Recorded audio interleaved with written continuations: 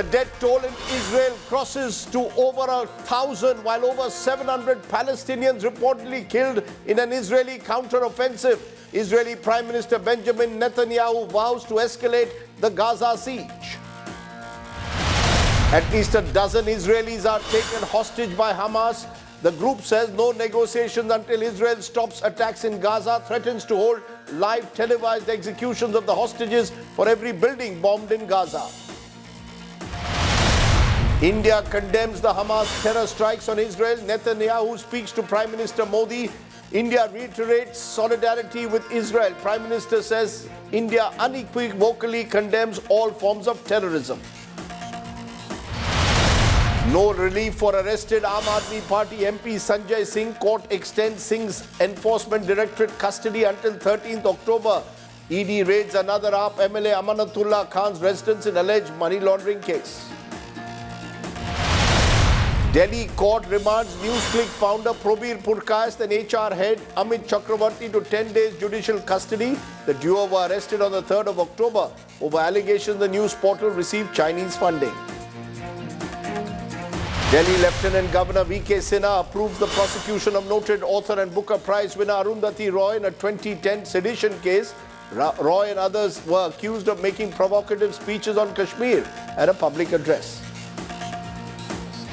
Uncertainty over Shubman Gill's participation in the World Cup game over the weekend against Pakistan. Gill skips India's face-off with Afghanistan tomorrow, needs more time to recover. Cricket all set to become an Olympic sport. US Ambassador to India Eric Garcetti confirms both men's and women's T20 cricket will be included in the Los Angeles Olympics in 2028.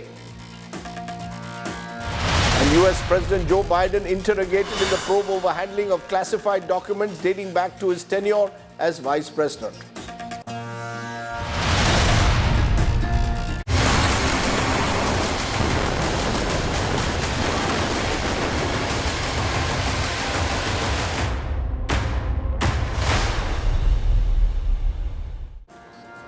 But our top focus remains the latest that's coming in from the war between the Israelis and Hamas.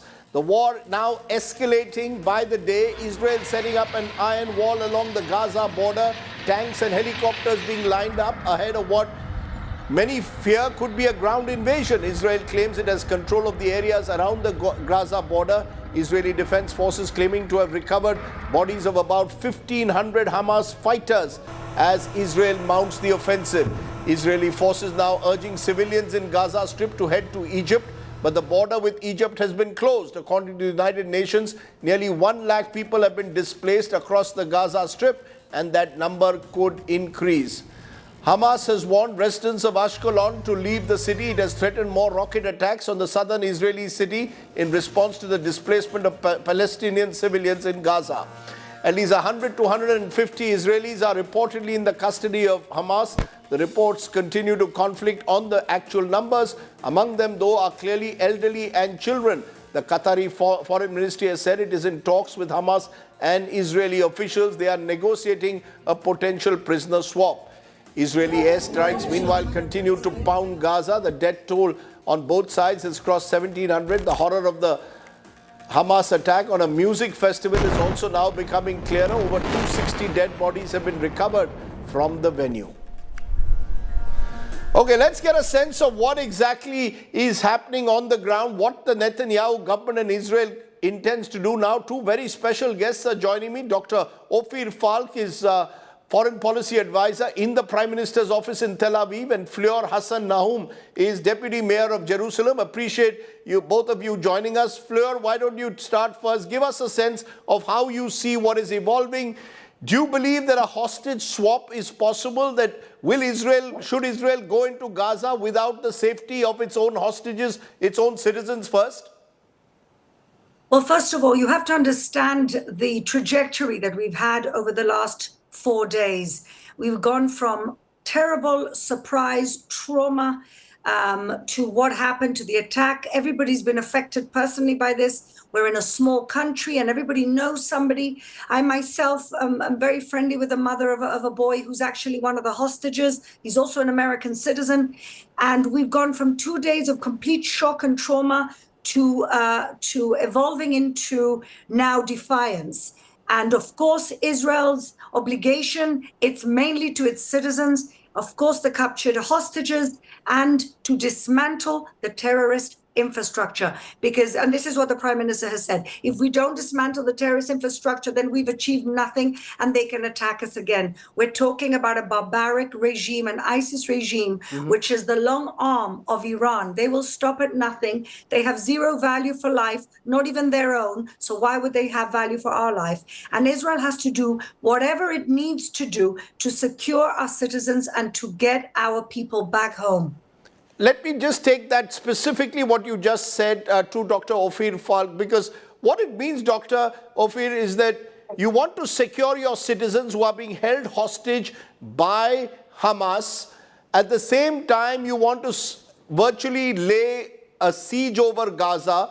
Hamas is threatening to execute the hostages if buildings are pounded, but there is no let up at the moment in your attack on Gaza. How do you play it? How do you ensure that your citizens who are being held hostage, their lives are secure even while you attack Gaza?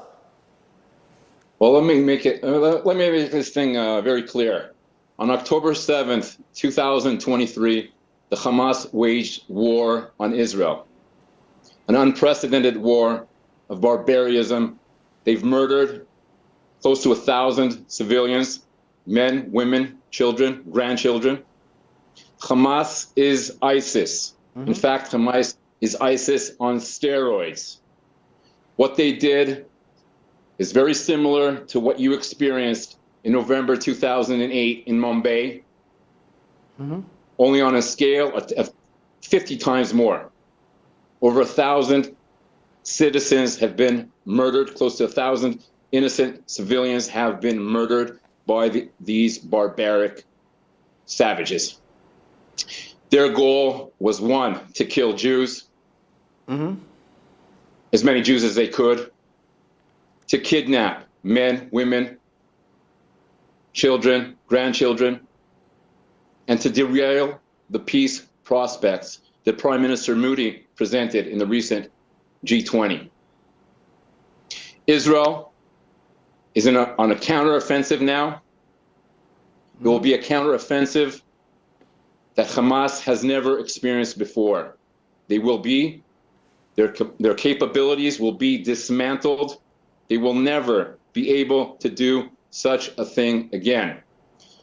We highly appreciate the support provided by world leaders around the world, from Prime Minister Modi, from President Biden, from almost every leader in the world that is trying to reach out to us, and we appreciate that significantly. This is a war of civilized states versus savages, and we are going to win this war. We have no other choice, and we will win this war. Where does that leave, as I said, Dr. Falk, the hostages that are being held? They are Israeli citizens. We don't know how many of them. Do we know how many of them are being held hostage and what happens to their security and safety? In the past, Benjamin Netanyahu has even negotiated for one Israeli soldier who was held hostage a decade ago. Any person who hurts any of the hostages will die. That's clear.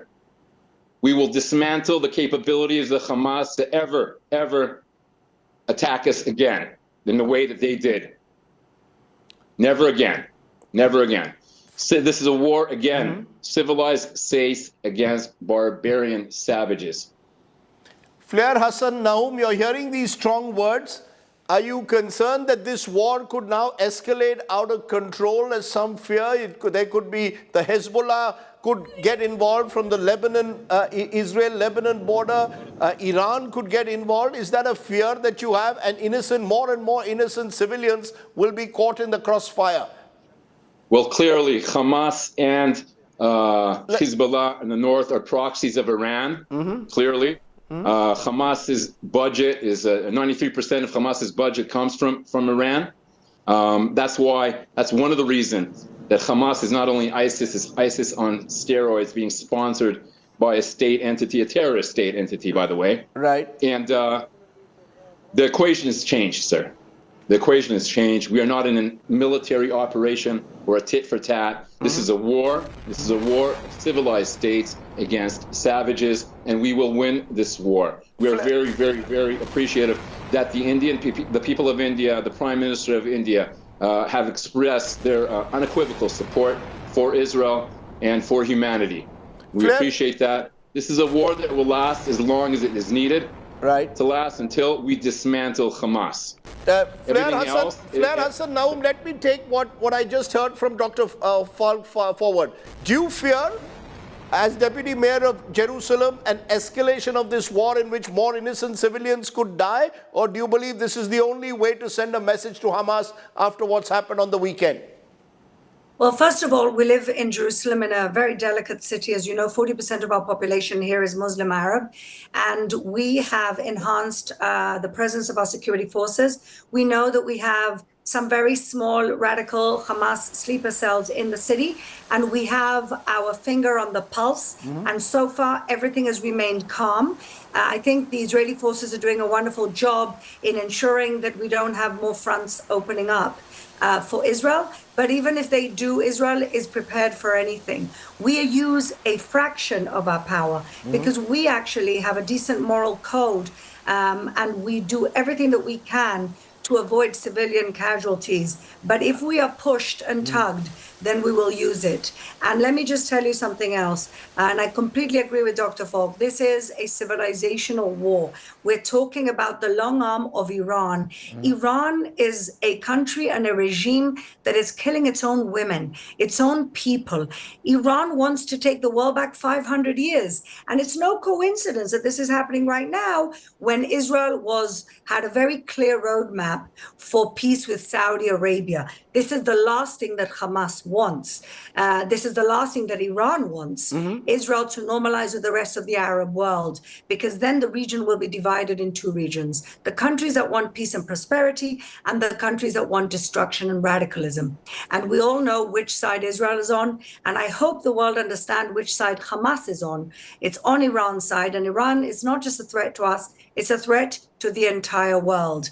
And so you're Israel saying will have to do whatever it takes that, Flair to Hassan, but I had the dismantle Palestinian envoy to India yesterday on my show, and he said, look at Israel's occupation of our lands. They have dehumanized Palestinians. Netanyahu's politics has been divide and rule, and this is the price you're paying for pushing a people to the wall. Well, let me ask, I hope you asked him what occupation is happening in Gaza when we left there almost 20 years in 2005. If we remember, Israel left, it was a painful departure. We had to pull out 7,000 Israelis, and they have been ruling themselves since. So what occupation are they talking about? Then people say to me, oh, but there's a blockade. And then I remind them that Gaza is actually bordered by Egypt as well as Israel. Israel brings in children for medical attention. We just gave 18,000 work permits to Gazans to come into Israel because, of course, Hamas does not develop its own economy. And so we give jobs and we let humanitarian in. So what occupation exactly are they talking about? Okay, you want to talk about Judea and Samaria, the West Bank. They're talking about settlements. They're talking about an increase in settlements. They're talking about the Al-Aqsa Mosque, according to them. Where? In Gaza? Where in Gaza? There's no settlements in Gaza. They're talking about border settlements that are increasing, which they claim are violent. The Israelis are encircling them. You're saying all of this is propaganda. Am I correct?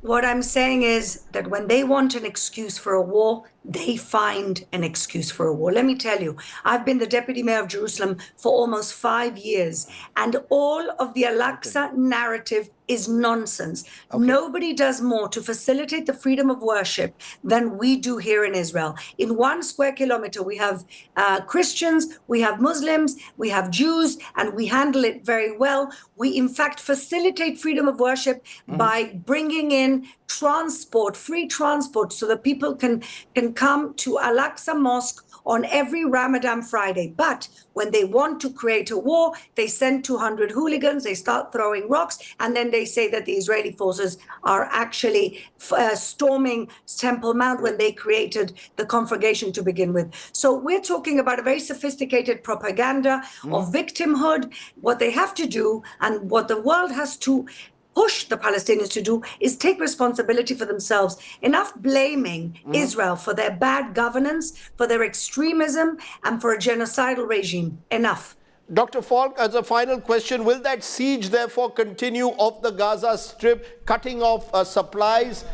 Again, there the fear is innocents will get lost. You're saying you will dismantle and destroy Hamas's infrastructure. How will you separate that from the civilians who exist in the Gaza Strip? They will lose their lives as you bomb buildings which you claim are part of the Hamas infrastructure. Isn't that a real fear? And the response from Palestinians is this is not the first time. Many of our civilians have lost their lives over the last decade or so. Let me make it very clear. The Hamas, ISIS on steroids, waged war against Israel on October 7, 2023. We are returning war. They wanted war and they will receive war. They wanted war and they will get war. We will dismantle the Hamas's capability to damage, to attack Israel. How will you ensure that civilians are not killed in the process? How will you ensure, sir, that civilians are not killed in the process? Excuse me? How will you ensure that civilians are not killed in the process? We have warned all civilians, all Gazans, long ago to get out of war zone, and we are now attacking Hamas with all our might, and we will dismantle Hamas's capability to attack innocent civilians in the process. This is a war of civilization against savages, and we expect everyone, all civilized people, all human beings, in fact, to support our war against ISIS and Hamas. Okay. Thank you very much. Thank you very much. Thank you very much, Dr. Falk. And thank you very much for joining me, Fleur, Hassan, Nahum. You all both have come with very strong views on what the Israeli position. We had the Palestinians yesterday. Today we have the Israeli position. That's what we try and do on the news today and get a variety and diversity of opinion. Appreciate your joining us here. Meanwhile, back home, politics has erupted over the war in Israel and Gaza, with the Congress Working Committee resolution yesterday calling for an immediate ceasefire, but not specifically targeting Hamas's terror. The BJP, on the other hand, seems to have decided that the Israeli government deserves full support. Take a look.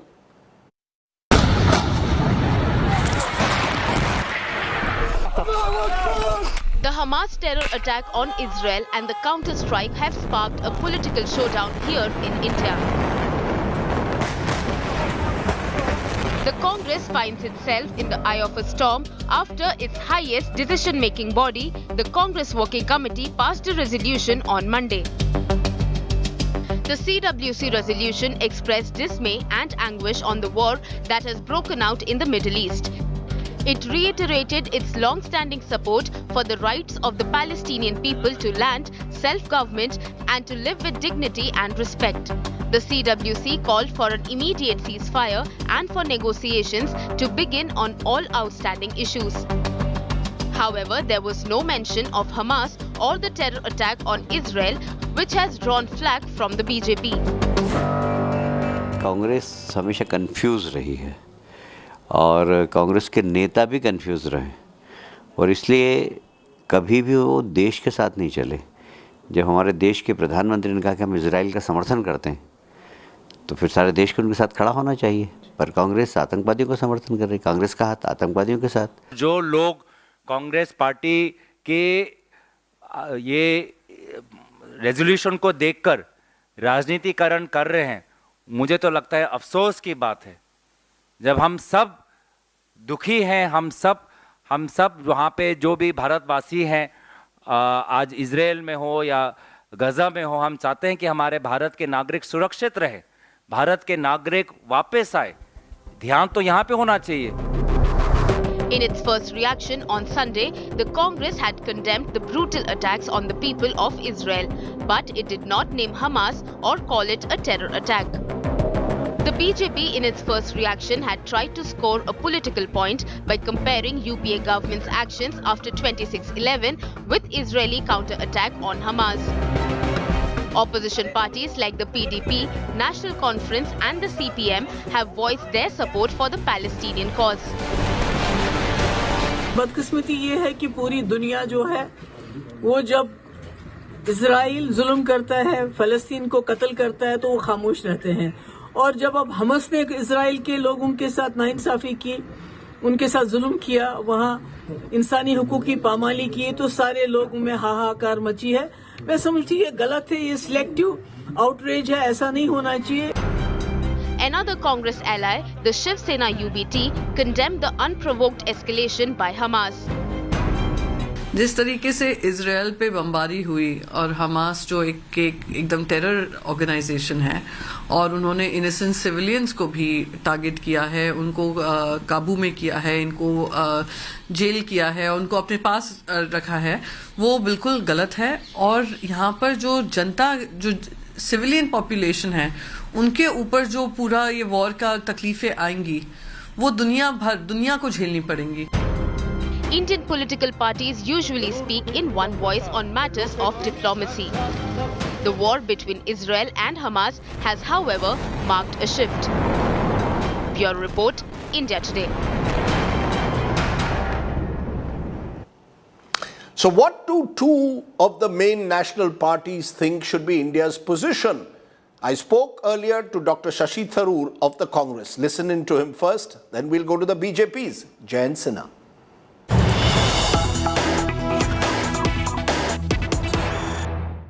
And joining me now is the Congress MP from Thiruvananthapuram, someone who's had a wide experience in international diplomacy, also been a Minister of State for External Affairs. Shashi Tharoor, thank you very much for joining me here on India Today. Let's get your stand, Dr. Tharoor, clear. The Prime Minister today has tweeted a little while ago, I thank Prime Minister Netanyahu for his phone call and providing an update on the ongoing situation. People of India stand firmly with Israel in this difficult hour. India strongly and unequivocally condemns terrorism in all its forms and manifestations. Is that a stand you also support unequivocally?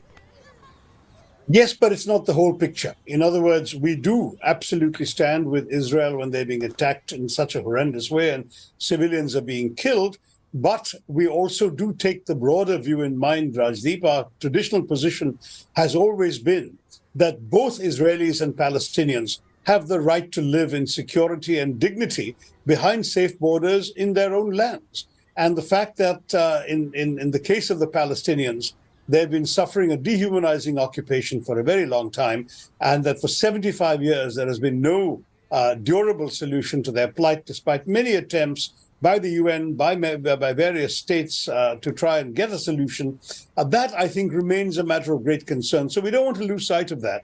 In other words, we want the Palestinian people to have decent, secure lives. We want the Israeli people to have decent, secure lives. We condemn terrorism. But at the same time, we don't want to see a situation in which the Palestinians feel they have no recourse but to resort to violence. There's a peace process which has been stagnating for many years. And I think that this is something that have to be looked at as a whole, Rajdeep. The immediate situation, yes, Israel and Israeli civilians are being grotesquely treated. There's really been brutal assaults on innocent, ordinary people who are not soldiers or fighters. And I think that's terrorism by any yardstick, and we can't accept that. And I think India is absolutely justified in standing with Israel. But in the bigger picture, we also stand with the Palestinian people, and we want to see the Palestinian people obtain their rights to decent lives as an independent state. The reason I asked you this is because the Congress Working Committee, of which you are a part, as part of their resolution yesterday, stated or reaffirmed their support for the Palestinian cause, for a Palestinian state and a peaceful resolution to the issue, but refused to explicitly condemn Hamas or the terrorism emanating from the Hamas. So you're saying that you see what's happened in Israel as terrorism, but your own party refrained from using the words Hamas or terrorism. And that leads some to believe that the Congress hasn't gone far enough in condemning the acts that have been perpetrated on innocent civilians. First of all, there was an official statement by the Congress party the previous day, which was broadly along the lines that I have just responded to, because I myself had issued a tweet at about the same time in which I made precisely this point. So I think for many of us, the position is indeed a balanced one. We're not suggesting that there can be any sort of two-sidedness to terror. There is no excuse for terror. But at the same time, we cannot possibly be thrilled about the long period of injustice to the Palestinian people as well. And that's why I think finding a decent... But do you explicitly condemn Hamas? Do you explicitly condemn Hamas, Dr. Tharoor? Do you explicitly condemn Hamas and see it as a terrorist organization? Well, the terrorist organization label is one we're very careful not to follow other countries' leads in these matters. The US considers Hamas a terrorist organization, so does Israel. India has not made any such classification, and I'm going to stick to the Indian position that these are terrorist acts. But to call everybody in Hamas, there are political elements of Hamas who one day we may have to negotiate with, or the Israelis may have to negotiate with. So let me just say these are terrorist acts. There's never any excuse for terrorism. India must condemn it unreservedly, and I agree with the government that they condemned it and they stood with the victims of terror. But we want to lose sight at the same time of the fact that the Palestinians also have rights, and those rights have been systematically violated over a long period of time. Let me say also, when you ask about the Congress position, that there will be more detailed positions. The resolution focused overwhelmingly on domestic affairs, and language that got into the resolution essentially as an afterthought is to remind people of our long-standing commitment to the Palestinian people. But the larger, broader, more nuanced picture will surely emerge in future statements. This problem, sadly, is not going to end in a day or two, and nor should we take any one statement as the total picture or the last word on the subject. We are all aware that there is terrible wrong that's been civilians by Hamas, and that cannot be condoned. And we are seeing images of terrible destruction and killing on the other side. There are civilians dying in Gaza as well. There are journalists who've been killed in Gaza. There's terrible stuff happening on both sides of the border.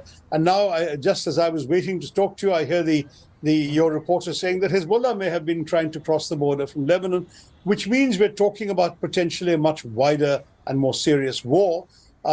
This is at a time when, in fact, the region seemed to be heading towards peace, where the Arab countries had made their peace with Israel, the so-called Abraham Accords, which brought the UAE in. You know, India itself was part of the so-called I2U2, which was India and the UAE joining with the Americans and the Israelis in collective dialogue. On top of that, there were very strong reports of the Saudis making peace with the Israelis. That, of course, is now on hold. And some say that perhaps Hamas was really targeting that. But the point is that it's sad and tragic when people who are beginning to get used to the idea of living in peace are suddenly confronted once again by war. War never solves anything. I was with Kofi Annan when we met the Israeli foreign minister nearly 20 years ago, and he informed us of the Israeli withdrawal from Gaza at that time, after a long occupation of Gaza. Now, the Israelis are marching back into Gaza, and undoubtedly they have superior strength, and they will probably be once again in occupation of Gaza. And I have no doubt that the situation will not be any different. They will again, at some point, feel they have to cut their losses and leave, because this cycle will keep repeating itself until you have a durable solution.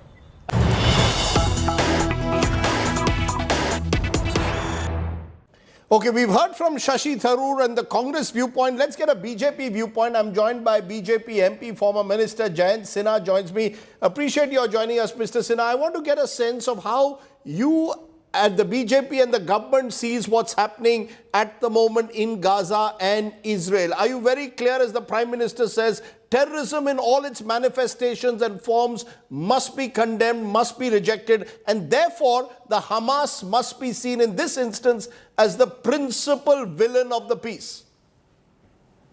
Rajdeep, very good evening to you. The Honorable Prime Minister has been very forthright and clear in articulating India's position, which has been consistent now throughout our government, which is that we condemn terrorism in all forms, that we have said, and the Honorable Prime Minister has become very well known for having said it, that this is not the era, the age for war, that we have to follow the UN Charter, that we have to ensure that all disputes and issues are resolved peacefully and through mediation. This kind of an unprecedented assault on innocent civilians and the death of more than 900 Israeli civilians through these brutal attacks is terrorism and is not acceptable in a civilized world.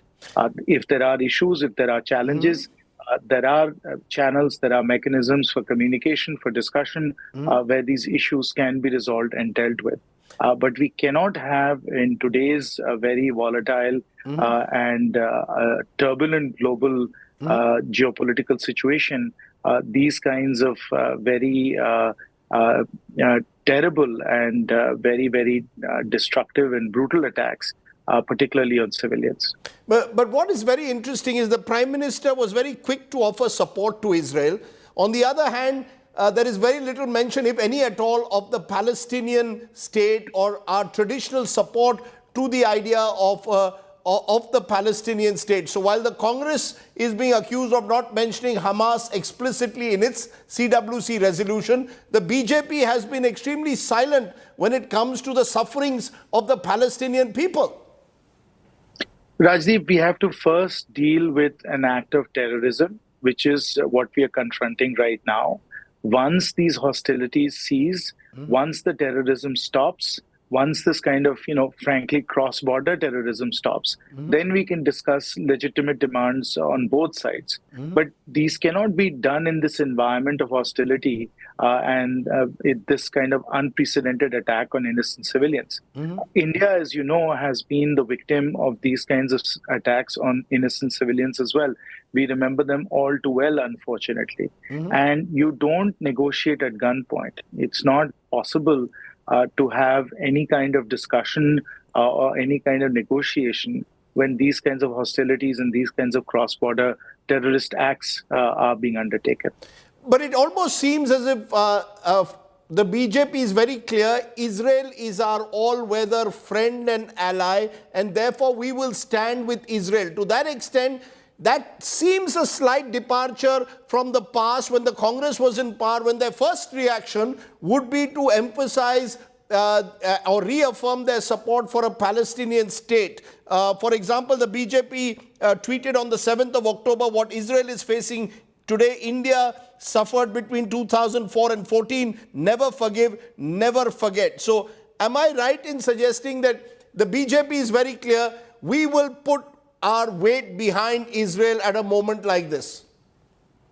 Rajdeep, we are against cross-border terrorism. We are against targeting innocent civilians. We are against these kinds of unprovoked hostilities. And clearly, Israel is suffering from that right now. Israel is a victim of this right now. And whether it is Israel in this particular instance or whether it was the 9/11 attack on the United States, we have always condemned and always come in support of those that are suffering from cross-border terrorism because we have suffered from it so extensively. Now, that being said, we have friends across the Middle East. We have good relationships with all of the players in the Middle East. As you know, right now, there has been a very serious discussion ongoing between Israel and Saudi Arabia, which is another country with which we have very friendly relations, to be able to come up with an accord which will further stabilize the Middle East. We also have very good relationships with other players in the Middle East, such as Iran. And so our goal across all of these different relationships and all that's happening in the Middle East is to ensure stability, is to ensure peace. And again, as the Honorable Prime Minister said, this is not the era for war. This is the era for stable relationships between countries, for democracy, for freedom, and for prosperity. We are already globally facing many, many serious challenges, like, of course, the issues that we are dealing with respect to climate change, the pandemic that we've just dealt with, the debt crisis that many countries are dealing with right now. So under these circumstances, with all these global challenges, to in a completely, brutal way to establish this kind of a cross-border terrorist act is really not what the world needs right now. But how concerned should we be, given that this Israel-Hamas war comes less than a month after India, along with the US, Saudi Arabia, UAE, France, Germany, Italy, European Union had announced an ambitious India, Middle East, Europe economic corridor during the G20 summit. Is this a huge setback? And is that a concern? Even the Saudis at the moment aren't openly willing, in a way, to support Israel. So will that be a huge setback to this idea of this ambitious corridor? We need economic stability. We need good relationships with all the players in the Middle East so that game-changing initiatives like this Middle Eastern Economic Corridor can be initiated for the sustainable prosperity of all of the countries associated with this. This is precisely why this is not the era for war. This is the era for cooperation. This is the era for trade. This is the era for economic growth and ensuring prosperity for all people. If we can collaborate in that fashion and if we can work together, then we can help everyone. The Israelis, the Palestinians, the Saudis, the Iranians, everybody will benefit from these kinds of cooperative and collaborative arrangements, which is exactly what we have tried to do through our continued still we are presidents of the whole G20 process.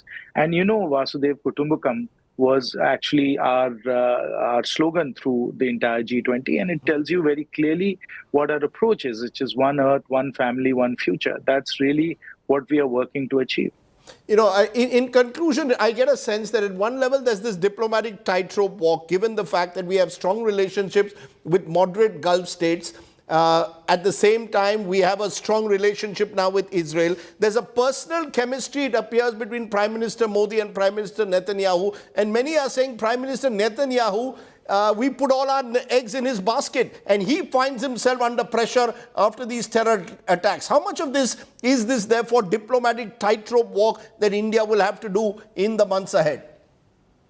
The Honorable Prime Minister and, of course, the Honorable Foreign Minister and the National Security Advisor have very good relationships with everybody in the Middle East. The Honorable Prime Minister has been awarded the highest honor that can be received in the UAE, in Egypt, and many other countries in the Middle East.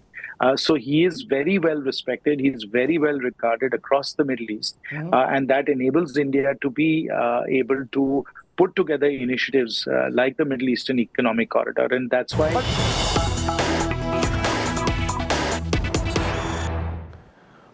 That was Jayant Sinha, who I spoke to a short while ago. Let's take a break. When we return, we're turning to our other big exclusive tonight. The US Ambassador to India, Eric Garcetti, confirms to India today that both the men and women's cricket will be included in the Los Angeles Olympics in 2028 after 128 years. Cricket is coming back to the Olympics. More on the other side.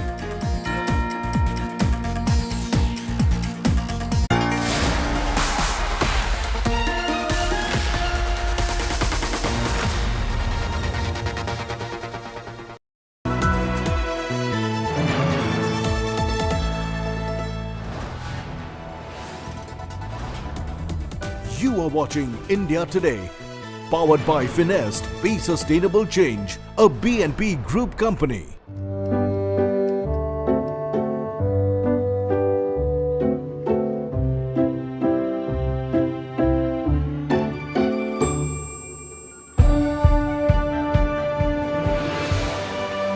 Colors by Cola makes you wish everything was as vibrant.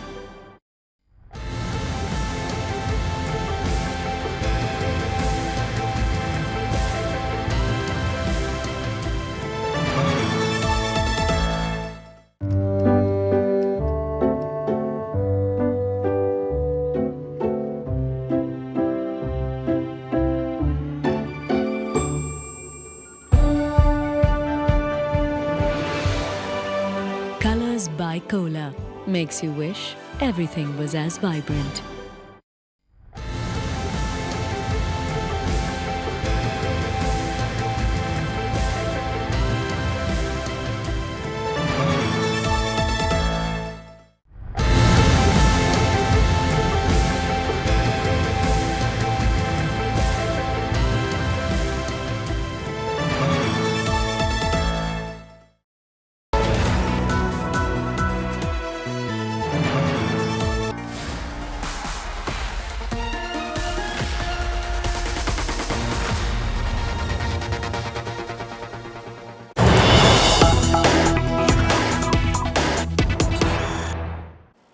Okay, let's bring you some good breaking news. The good breaking news is that it is now confirmed. Cricket will be an Olympic sport. Cricket will be an Olympic sport in 2028. On record now, the US ambassador to India, Eric Garcetti, has confirmed that both men's and women's T20 cricket will be included in the Los Angeles Olympics in 2028. The first time the sport is coming to the Olympics since 1900, when France played England in a single gold medal match. Listen in to the US ambassador giving us that big story. Formal announcement in Mumbai, we are told, on the 16th of the month. I leave you with that interview. Watch that. And that's our good news today's story.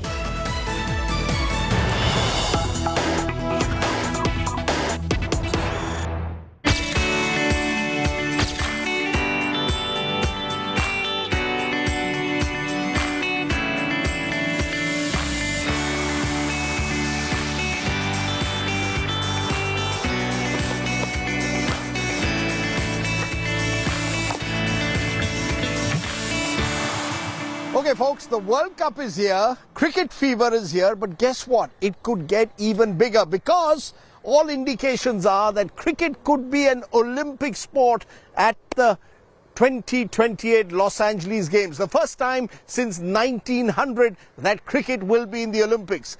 What does this mean? Who better to answer that than the US ambassador to India, Eric Garcetti, the former mayor of Los Angeles. Welcome, Mr. Garcetti. Great to see you, my friend. What have you done? You've got cricket at the Olympics in Los Angeles. Have you got something to do with that? Well, I've got cricket fever, just like you. And when I was mayor of Los Angeles, we brought the Olympics. But one of the things you get to do when you win the Olympics is bring new sports or old sports into the games. So I've been working very hard for a number of years, saying we have cricket, this huge sport with hundreds of millions of fans around the world. And for some reason, it's not been in the Olympics for over 100 years. So I worked very closely with the chair of the Olympics, so my good friend Casey Wasserman, who's the chair of the LA 28 Olympics. And we both decided a few years ago, let's see if we could get cricket in the games. I never dreamed I'd be the ambassador in India, the capital of cricket in the world, when this announcement was going to happen here during an International Olympic Committee meeting. That's fantastic because, you know, the fact is that cricket in America have had a vexed relationship. You know, every now and then we try to push cricket to America. The T20 league is there. But America has somehow always preferred apple pie and baseball. Is that changing? Well, it's interesting. You know, America actually has a long history with cricket. The first international match ever played, that's right, 1844, in the United States, in the state of New York. And yeah, we became a baseball country, but because we're such an immigrant culture, we have folks from India, from South Asia, from Australia, from New Zealand, from Britain, from all over the Caribbean. In fact, Americans are the second biggest streamers of cricket. So we've watched cricket as Americans, but we have never had it. This year that changed with Major League Cricket, which just started. You know, Shah Rukh Khan has a team in my hometown, Los Angeles. That's right. So it's beginning to catch with folks who are, you know, traditionally not cricket fans. And then we've got millions of cricket fans already in America. But we just thought this is a gift to India, a gift to the world to include cricket in the Olympics finally. And I know it's going to get the medal count up for India too. That's right. And is it a sign also of the sort of Indian American immigrant community coming to, you know, becoming more and more influential in the United States, that they love their cricket, which is perhaps why they're live streaming the sport. But this is a recognition in a way of their role in American society today. You know, Indians and Americans of Indian descent are changing America every day for the better. And you have people like Satya Nadella, who, you know, heads up Microsoft, and he owns one of the Major League Cricket teams with friends who are Indians, who pooled their money together and said, why do we just have to watch it across an ocean or over a border? Let's do it here.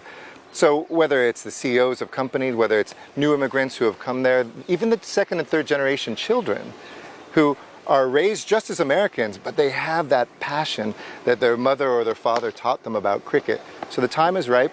We're going to make history, and we're going to do it during the World Cup right here in India. I've got to ask you this. You know, if you had to pick between baseball and cricket, no-brainer, would you sort of you know, go with all your LA teams instead of going with maybe one of our IPL teams? Is that? Well, I love both. And I'm a Dodgers fan. We're in the playoffs. We've just lost the first 2 games. We're on our last rope, but I'm still praying for my Dodgers. And there's nothing that beats a baseball game with friends. But cricket is something that I've always loved. I lived in the UK for a while. I played a little bit there. And my message to Americans is you don't have to choose between cricket and baseball. In the same way that people thought soccer, as we call it, would never take off in America, you can love American football and world football too. So we've seen that change. I feel it myself, and I've gone to a few IPL matches. I went to the Delhi match. I went to 2 actually in Ahmedabad, went to the finals in Ahmedabad, but then it got rained out. Yep. And to me, there's actually excitement all the time. Even more than baseball, there's constant action. Constant action. So while baseball, I think, is the more kind of meditative afternoon, take it slow, enjoy time with friends, cricket is like action, action, action. So that's the pitch to Americans. If you want baseball, but with more hits, more throws all the time, check out cricket. That's interesting because for the longest time, cricket was seen as a leisurely colonial sport. Played over 5 days, Test cricket. We've come to T20, which is suited to the American way of life, and it's sort of changed the way the game is. Are you going to go to see India versus Pakistan, possibly in Ahmedabad? One of 120,000 people in that stadium? I would love to, but I think it's the same day that the Olympics will start. So I don't know if I can get up there and get back to the Olympic Committee meeting where we have to ensure the final vote happens. LA's already approved it. Now the blessing needs to come from the International Olympic Committee, but maybe we'll see them back together in the finals and I can get there in Ahmedabad. So what will this mean? You know, having cricket at Los Angeles, what will it mean for the sport? Do you see it as the sort of final frontier of the globalization of cricket? Because we've always seen America and possibly China as the 2 final frontiers for cricket to go well beyond the Commonwealth. Well, I'm confident that somebody investing in cricket in America right now is going to see it take off. But it's not really an investment for America. This is a recognition that cricket already is a great global sport. In fact, it's one of the greatest global sports. Tell me any other league where you have the national teams, besides the World Cup for soccer, that comes together and plays nation versus nation. And cricket does it 2 or 3 times a year. World Cup happens only, every 4 years or so. So we, I think, recognize that this is time. We are excited as an immigrant country and a country tied to India to do it now. The time is right. Let's get it done. Have you been stunned in your time in India with just the sheer enthusiasm for the game? Look at it here. And I look at this, and the big change for me is women playing the sport as well. That is, are you hoping to have a men's and women's sport at the Olympics? Will there be 2 medals at stake? We want women's and men's. Wow. Mitali Raj and I were together in Mumbai. She's my favorite cricketer, by the way. And she taught me a couple things. And to see girls' teams, to see women's teams, this is a universal sport. It doesn't matter what country you live in, doesn't matter if you're a boy or a girl. Cricket dreams are ripe here. And I always joke with my American friends when they say, so explain India and cricket. I say, well, India has 3 favorite sports. Cricket, cricket, and cricket. And the rest are all after that. So it really is almost a religion here. It's a way of life. People live and breathe it. And if you want to, you can almost watch cricket year-round, someplace or another, so it's time to add the Olympics. That's right. We're happy that we've now got a javelin thrower, gold medal winner, and we're growing in badminton and other sports. But cricket is part of our being. I lived my early years in Mumbai, and you couldn't do without cricket. It was cricket and cinema. I say cricket, cinema, and music are the 3 ways into an Indian's heart. Well, don't forget food. And food, and food. But truly, and I think here in India, what you see too is you can't understand India as an outsider if you don't understand India's love affair with cricket. There is a poster I have at home, Cricket is explained to an American visitor, about how people go in and out, and when all of them are out, that's when the game is over. But I can see that we finally got an American ambassador who understands his cricket. Oh, I can do this. Yesterday I was at a dinner with 25 European ambassadors, and one of them said, I don't understand cricket. And I took 2 salt shakers and 2 cups, and in less than a minute I explained it. He said, that's the best explanation I've ever heard. Not bad at all. So cricket is truly global. It is. When you've got the American ambassador explaining cricket to European ambassadors, you know you've arrived. How good a player are you? I'm a very beginning player. I love to bat. We'll send you some pictures. Recently, I played with our U.S. Embassy team, which is a very good team of our Indian employees and some Americans. But, you know, I don't know. You be the judge. I'll go maybe hit a few balls. Yeah, I'm going to get you because, you know, Alex Ellis, the British High Commissioner, is also obsessed with cricket. I think British, you know. I think we're going to have a British High Commissioner versus American Ambassador match soon. Well, I better get practice because he has, I think, a few decades of practice on me. Come on. The Americans, once they take to a sport, make sure they're good at it. True. That's the American way of doing things. But we're going to test Mr. Garcetti's abilities with the bat. Are you going to bat? I'm going to bat. Okay. Let's do it. Are you going to bowl? I'm going to bowl. I was a batsman. You know, I'm going to bowl, but I will try and see if I can get the American ambassador out. All right. We'll try. No Yorkers, all right? Okay, no Yorkers. I'm very poor. Go for it. All right.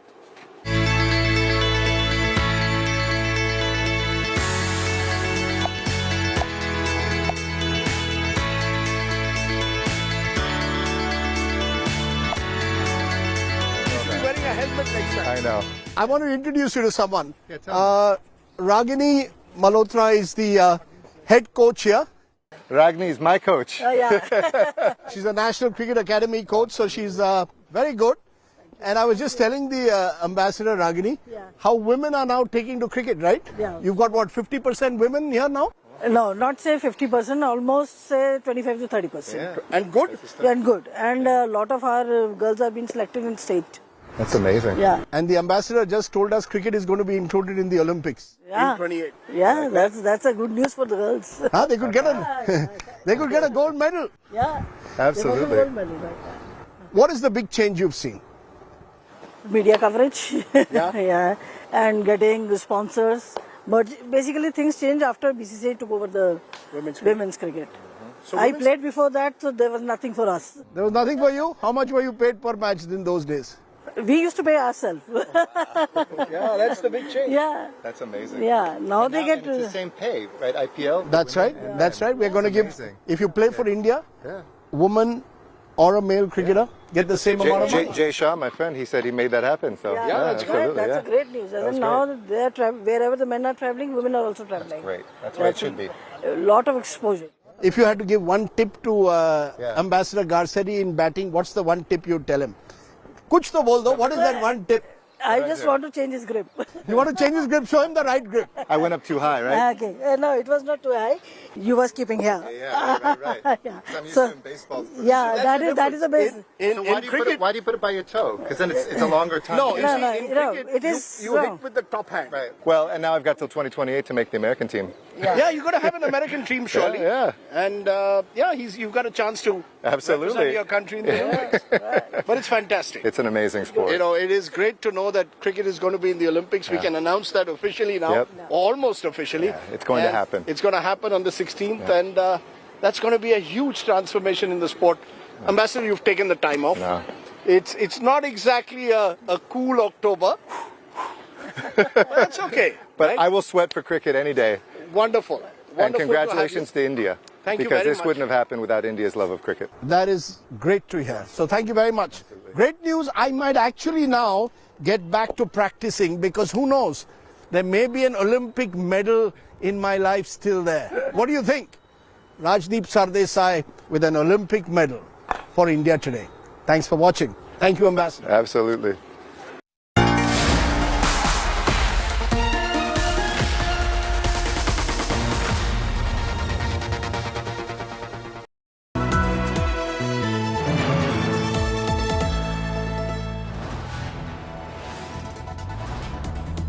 You are watching India Today, powered by Finest, Be Sustainable Change, a B&P Group company.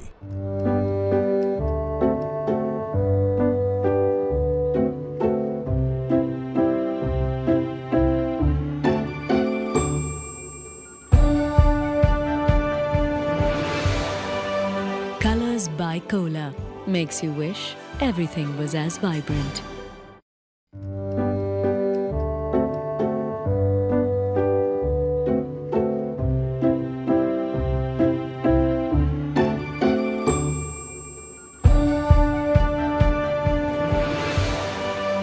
Colors by Cola makes you wish everything was as vibrant.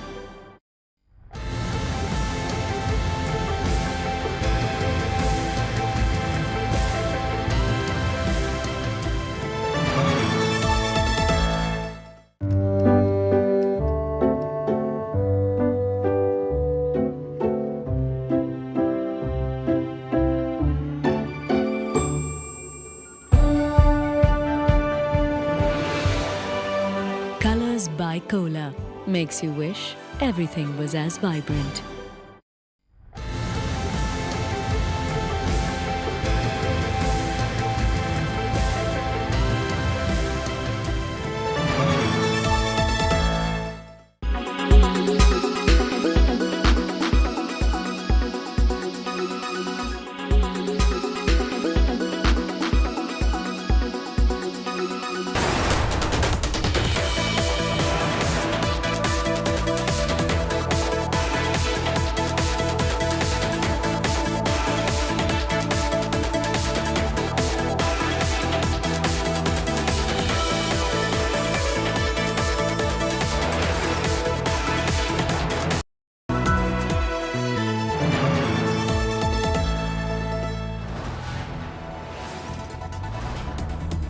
You are watching India Today, powered by Finest, Be Sustainable Change, a BNP Group company.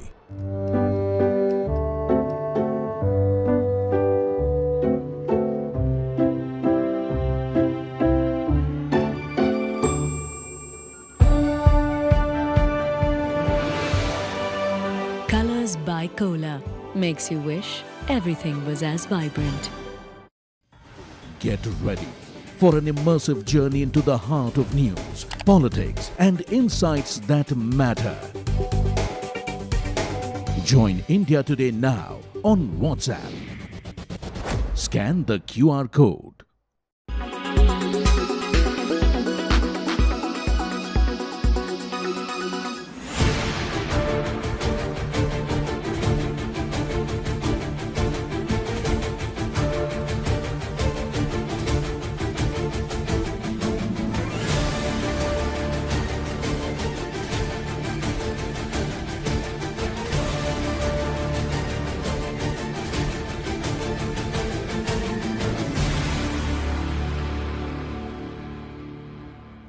Weather forecast now.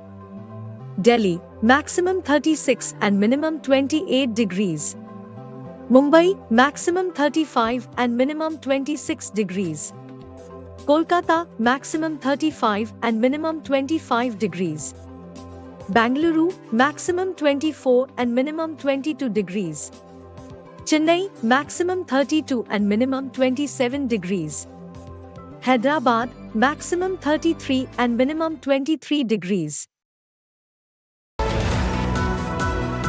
Good evening, viewers. Let's take a look at the weather report across the major cities this evening.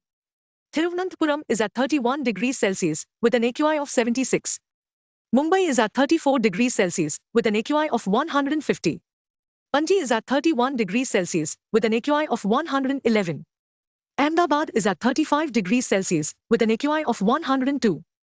Bhopal is at 35 degrees Celsius with an AQI of 108. Jaipur is at 32 degrees Celsius with an AQI of 76. Delhi is at 33 degrees Celsius with an AQI of 188.